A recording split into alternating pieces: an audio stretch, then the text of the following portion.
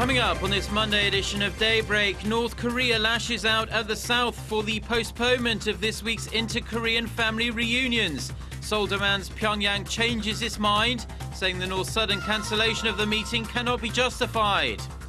At least 68 people are dead and dozens more still thought to be holed up inside a shopping centre in Nairobi after Islamist gunmen launched an attack in response to Kenyan military operations in Somalia. A Korean woman is among the dead. Plus, Angela Merkel is set to win a third term as German Chancellor. But Merkel's Christian Democrats may need to seek a new coalition, as its minority partner appears to have not made it into parliament. Daybreak begins now.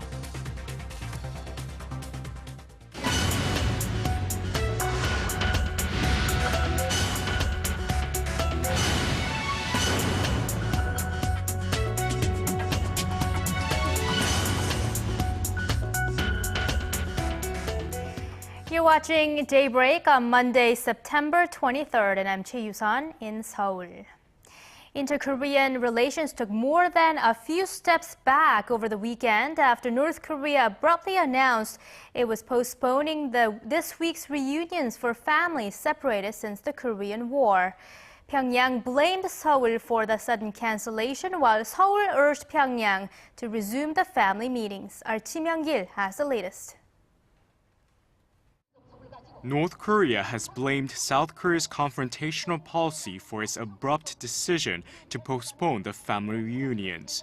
The communist state unilaterally pulled the plug on the event, which would have seen family members from the North and South meeting from this Wednesday until next Monday. The two Koreas had been in the final stages of preparing the reunions. Both sides had exchanged the final list of 196 candidates to be reunited at the Mount Kumgang Resort in North Korea. South Korea's unification ministry said Saturday that the postponement of family reunions could not be justified by any means. North Korea should not ridicule South Korea by breaking promises. North Korea should promptly resume preparations to hold the reunion event to cure the pain and scars of these separated families.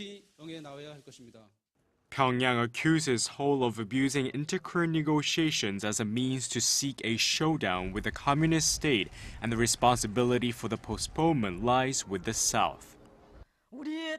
South Korea has committed a serious crime against our people for not acknowledging our sincerity in dealing with the separated family reunions.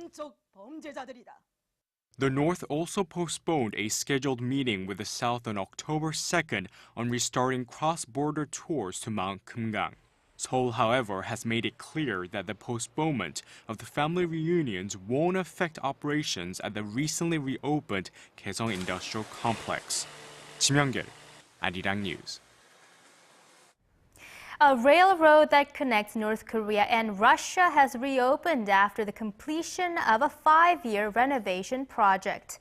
A ceremony was held in the North's port city of Najin on Sunday to celebrate the completion of the railroad that connects Najin, located in North Hamgyong province, and Kasan in Russia's far east. The 54-kilometer railroad is expected to be used for carrying export goods, such as Russian coal to North Korea, and later connected to a railroad expanding from Najin to China for deliveries of Chinese cargo. The U.S. Federal Reserve surprised investors last week by postponing the start of the winding down of its massive monetary stimulus. But with a scale back still looming, Korea is taking the necessary steps to protect itself. The nation's finance minister has vowed to take short and long-term countermeasures, a so-called two-track strategy, to buffer the Korean economy against potential repercussions. Our Yuri-an has more. Finance Minister Hyun Oh-seok has stressed the country must keep its guard up against the Federal Reserve's plans to wind down its stimulus program. In an interview with Seoul-based Yonhap news agency Sunday, Hyun said the Fed's decision last week to put off winding down its stimulus until it sees more improvement in the economy is an evident indication of the tapering that is to come. Hyun said he will implement a two-track strategy, short-term countermeasures to ensure macroeconomic stability in the face of a shock, and long-term countermeasures to strengthen the nation's economic structure. More specifically, Hyun said he will aim to keep the current account surplus at an appropriate level and continue to manage household debt and short-term foreign debt. As for the remainder of the year, Hyun said other international factors will not have much of an impact on the Korean economy.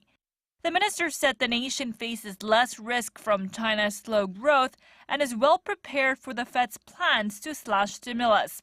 Meanwhile, Vice Finance Minister Chu Kyung-ho warned officials at the Bank of Korea and the Financial Supervisory Service Sunday that uncertainties surrounding the U.S. stimulus could remain until the end of this year or early next year. The officials agreed to strengthen monitoring of its financial market and vowed to make adjustments to its contingency plan depending on the market situation. Yurian, Arirang News. Korea's combined debt, or the total amount owed by the country's households, companies and government, rose to a record high in the second quarter of this year. Data released by the Bank of Korea on Sunday shows the ratio of the combined debt over the past 1 year reached just shy of 290% of Korea's GDP. This means the amount of debt is around 3 times more than the country's economic scale. Korea's combined debt surpassed its GDP from the year 2000 and shot up in 2009 at the height of the global financial crisis.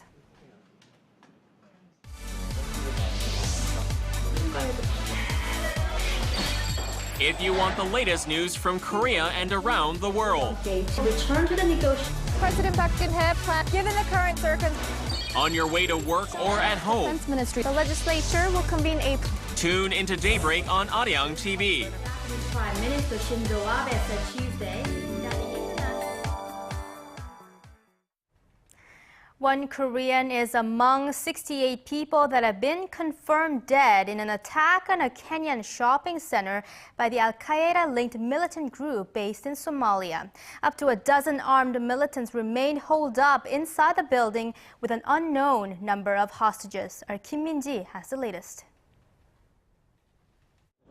Between 10 and 15 gunmen opened fire at an upscale shopping mall in Nairobi, Kenya on Saturday, killing at least 68 people and injuring over 170. The shooting started around noon local time at the Westgate shopping mall in the capital.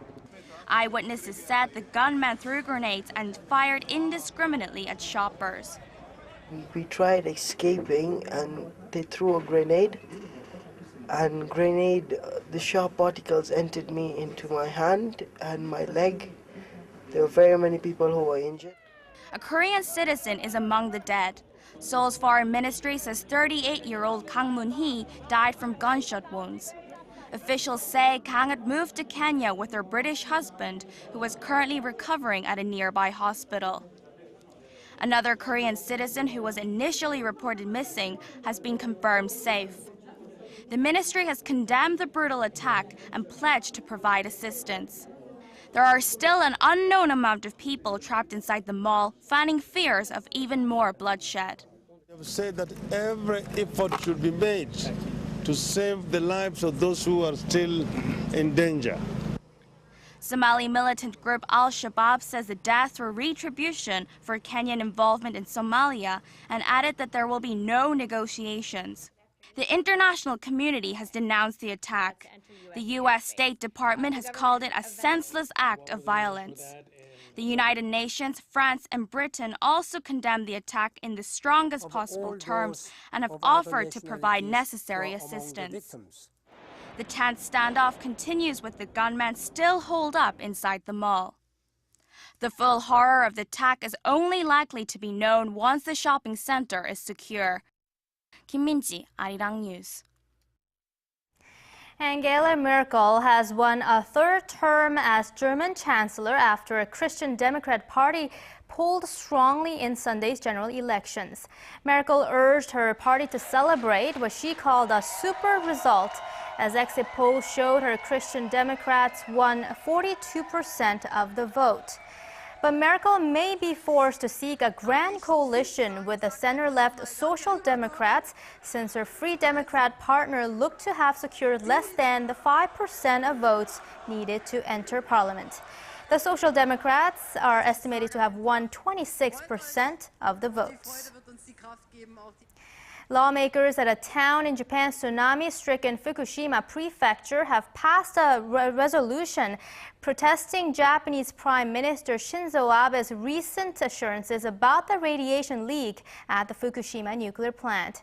Japanese daily the Mainichi Shimbun says the Assembly of Namie unanimously adopted the resolution last Friday, saying there's a serious problem with the Prime Minister telling the International Olympic Committee the radiation leak was under control. The resolution said the situation at the plant has never been under control, with some 300 tons of contaminated water draining into the ocean every day. As for Abe's claims that there hasn't been any health problems from the plant, the resolution said there have been more than 1,400 radiation-related deaths since the March 2011 disaster. Disgraced Chinese politician Bo Xilai has been sentenced to life in prison after a local court found him guilty of abuse of power, corruption, and bribery. The former party chief of Chongqing, who has fiercely pleaded his innocence throughout the trial, has 10 days to appeal his conviction, but analysts say he would have next to no chance of overturning the court's decision. Bo was sentenced to life in prison on the bribery charges, 15 years for embezzlement, and 7 years for abuse of power. All his personal wealth has also been confiscated. Bo was stripped of his position last year amid a scandal which saw his wife convicted for the murder of a British businessman. The number of people in Korea complaining of carpal tunnel syndrome is on the rise, particularly among women in their 40s and 50s. Our Park Ji-won reports on this painful, often debilitating condition. Hwang Jong-ja has felt a tingling in her left hand since early this year. Her fingers feel numb, making it difficult to grab something, and the pain can be so unbearable that she often has trouble sleeping. It hurts so much sometimes that it makes me cry, and I can feel the pain moving up to my shoulders. Hwang has carpal tunnel syndrome, which causes pain and numbness in the wrist and hand because of nerve compression in the wrist. The number of patients in Korea suffering from the disorder has increased by 60% in recent years, going from 100,000 in 2008 to 160,000 last year. Moreover, 8 out of every 10 patients are women, and half are in their 40s and 50s. There's speculation that the syndrome could be caused by repetitive movements, such as typing, but experts say the cause is not clear and could involve both genetic and environmental factors. Many studies indicate that women going through menopause have a higher risk for carpal tunnel syndrome than men do because of hormonal changes at that time in a woman's life. People with rheumatoid arthritis, diabetes, and hypothyroidism may also have a higher risk for carpal tunnel, and medical authorities advise people with these diseases to take extra precautions in order to protect themselves against the syndrome. Park Ji-won, Arirang News. Traditional ginseng wines have been enjoyed for generations here in Korea, dating back to Baekje dynasty some 1,300 years ago. The alcoholic spirit is usually a popular gift item during the Chuseok holiday. However, the industry's retail success has been on the decline in recent years. Our Polly shows us what ginseng businesses are doing to spark a commercial revival.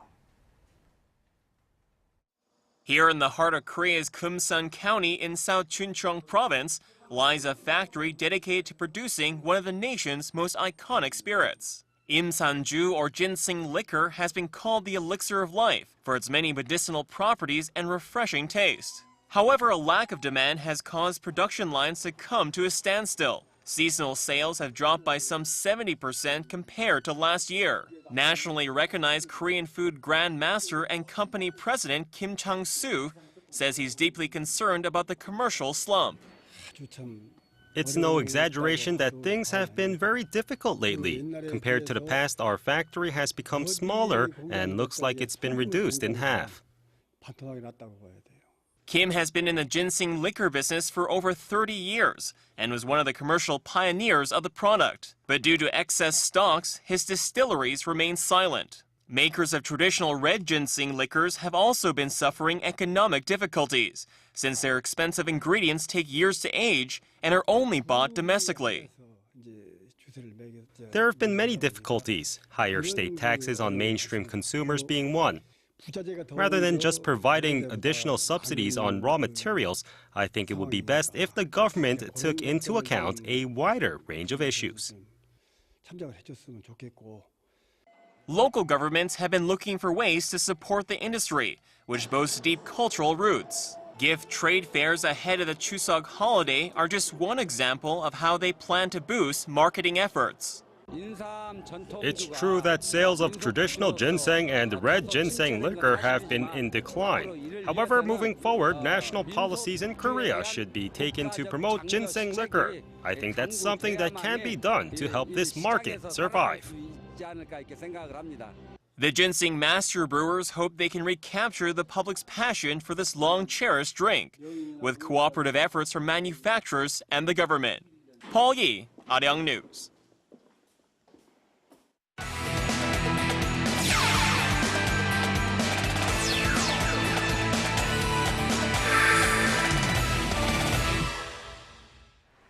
And a good Monday morning to you all. And if you are up watching Park Ji-sung and PSV Eindhoven taking on their rivals Ajax, an even better Monday morning.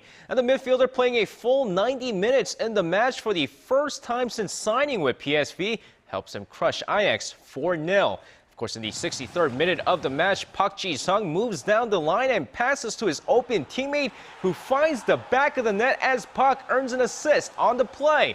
But he wasn't done yet. PSV up 3-0 in the match. It was time for him to score as he sends one past the goalkeeper in the 68th minute of the match. 4-0 PSV. His goal on the match is his second goal of the season with PSV. And staying in football, but back here in the nation as we take a look at some Sunday K-League Classic action. Now things really getting interesting at the top of the table as Suwon and Incheon drew 1-1, with the Jeonnam Dragons pulling away with a draw against the Daejeon Citizens 2-2. So with that said, let's take a look at the other two matches that took place as well, starting off with Gyeongnam FC taking on Daegu FC. Now, it didn't take long for the first goal of the match to be scored as Chung Sung-hoon of the Gyeongnam FC in the second minute of the match gets a through pass and he sends one past the goalkeeper as Gyeongnam takes an early 1-0 advantage. But we're not done yet. 8th minute of the match. Let's make that 2-0 as Lee Jae-an finds the back of the net. And in the first 10 minutes, Gyeongnam already up 2-0. Now the second half of the match, 53rd minute, Daegu gets a penalty chance, but the penalty spot is saved by the goalkeeper and it's still 2-0. 67th minute, Kang Sung-jo says this is how you do it as he converts his chance on the PK as Gyeongnam takes a commanding 3-0 lead. 78th minute, check this out, another penalty chance for Daegu, and it's deja vu all over again as Baek Min-chul makes another save, and that's going to be our final score, Gyeongnam 3, Daegu 0. And next up, the league-leading Pohang Steelers taking on Ulsan Hyundai Tigers. Back and forth match in the first half as Rafinha gets one past the goalkeeper in the 35th minute of the match as Ulsan takes the 1-0 lead. But just before the end of the first half, 44th minute, here's Ko Mur-yeol. He says, nah, brilliant goal here, levels the match at 1 apiece. Second half, both sides trying to get the 3 points in the match, but despite several scoring opportunities, this match ends in a draw 1-1 as both teams split a point each. And with that said, moving on to some Sunday night KBO action as things are really coming down to the wire over in the Korea Baseball Organization. Now, the Doosan Bears still looking for a first-place finish here, crushed the Kia Tigers 11-3, with the SK Wyverns beating the Hanwha Eagles 3-2. So with that said, two more games took place on the night as we take a look at the Nexen Heroes taking on the Lotte Giants. We're going to go over to the first inning of the game here. Here is Kim Min-sung with an RBI single to right center field as Lee Tae-keun comes around to score the first run of the game. Third inning this time, Sona's up. He's going to tie this game up with an infield single, scoring Lee Sung-hwa from third. But we're not done yet. Here's Chun Jun-woo, a sac fly to center field, gives the Lotte Giants the lead here, 2-1 after 3 innings of play. But in the fifth inning, here is Park Byung-ho at batting. He's going to drill this one to deep left field. No doubt about it, a two-run shot as Nexen takes the lead 3-2. Now we're going to shift over to the ninth inning of the game. Lotte not giving up, ties this ball game up thanks to a wild pitch here. But check this one, guys. Bottom of the ninth inning, here's a throw to third. This one's going to be thrown out into the outfield, and in comes Lee Tae-keun around to score. And that's how the game ends 4-2. Nexen Heroes. And next up, the LG Twins taking on the NC Dinos. Second inning, Yoon Yo-sup an RBI double to center field. Kind of misplayed there by the center fielder. Gives the LG Twins the early lead. Third inning, here's Chung Sung-hoon, sends this one to center field. A sac fly brings home Park Yong-taek for a 2-0 lead. Fourth inning, here's NC's Kwon Hee-dong. Here we go. This one is gone. A solo shot cuts the deficit to 2-1 LG Twins. Shifting to the sixth inning, here's Lee Byung-gyu in the game to pinch hit, and my goodness, this one is crushed to left center field. A 3-run shot for the captain as the LG Twins take this game 6-1 and clinch the playoff spot for the first time in a decade. Now, of course, a lot of excitement over the weekend in sports as the KDB Korea Open finished off with victory for number 4 ranked Agnieszka Radwanska at the Olympic Park in Seoul. Now, going up against Anastasia Pavlyuchenkova in the finals, Radwanska loses the first set in the very close battle before coming back in the next two sets to take this match 6-7-6, 6-3, 6-4. The Korea Open victory is her first victory since Apia International in Sydney in January, as Radwanska hopes to return to Korea once again next season. And with all that said, that's going to wrap it up for me. This has been SJ. Have a great rest of the day, and see you guys again for your sports needs.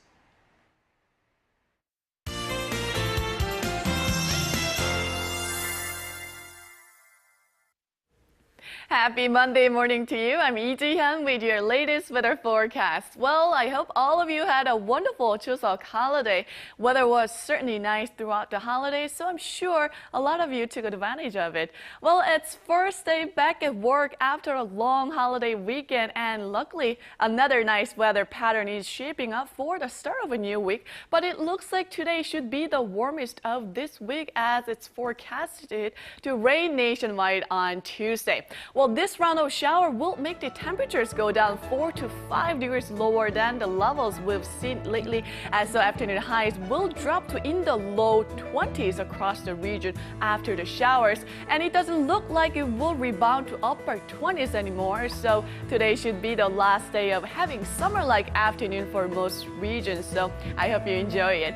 Well, this morning we have low levels clouds in the combination with high level clouds across the nation, so we are waking up to partly sunny skies, and those clouds will remain throughout the day. Well, morning lows and afternoon highs should be similar to yesterday, so let's take a look at those numbers.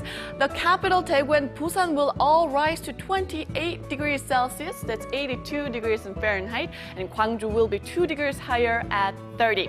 Now let's see how other regions are looking. It looks like Jeju and Daejeon will hike up to the high 20s, while Mount Kumgang stays in the cooler side. Well, that's all for Korea, and here's the global forecast for viewers around the world.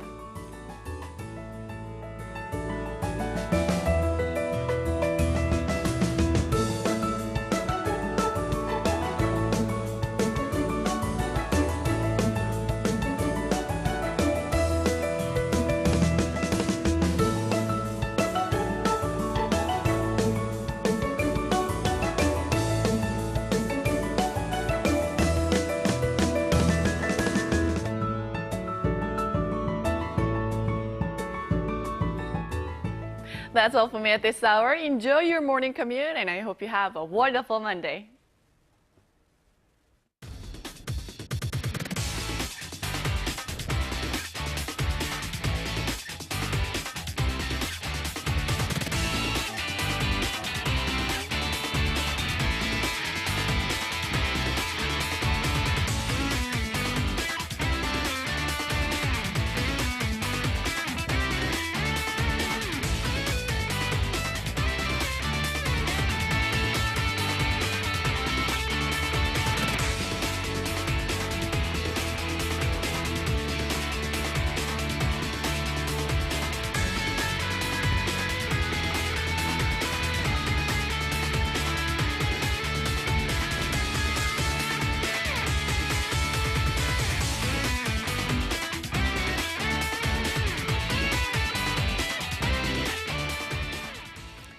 Hope everyone's off to a good start of the week. Those are the headlines we're following at this hour. Thank you for watching.